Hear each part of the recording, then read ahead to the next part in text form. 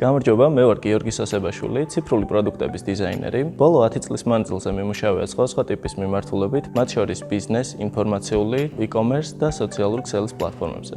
ბოლო 5 წლის მანძილზე მიმუშავია სხვადასხვა ტიპის საბანკო პროდუქტებზე, მათ შორის TBC-ის ციფრულ ბანკინგზე. ამჟამად მუშაობ ერთ-ერთში, ვეხმარები მცირე ბიზნესებს და სტარტაპებს თავიანთი პროდუქტების შექმნაში და გაუმჯობესებაში. მე ვარ განახლებული, 7 წელია კვლევით საქმიანობით ვარ დაკავებული. მიმუშავია არაერთი კომპანიის მარკეტინგულ და პროდუქტის კვლევებზე.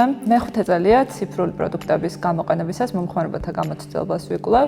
ვიყავი აჭარაბეთის UX მკვლევარი. ამჟამად ვარ საქართველოს ბანკის UX კვლევის სამსახურის უფროსი. დღეისათვის UX research-ი და UX დიზაინი საკმაოდ მოთხოვნად პროფესიებია. მომხმარებელთა საჭიროებების ადრეულ ეტაპზე ვეკვლევა და შემდგომში უკვე პროდუქტის პირველადი ვერსიების ტესტირება კომპანიას ეხმარება და თავიდან აირიდოს ადამიანური და ფინანსური ხარჯები. გარდა ამისა, ეხმარებათ ბაზარზე კონკურენტული უპირატესობის მოპოვებაში.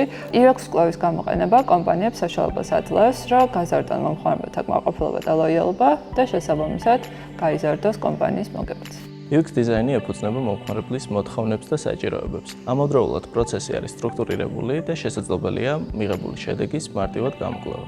ამ სფეროში ცოდნის მოპოვება რთულია, რადგან საძიებო სისტემები იძლევა ზოგად ცოდნას და არა რამე კონკრეტულს.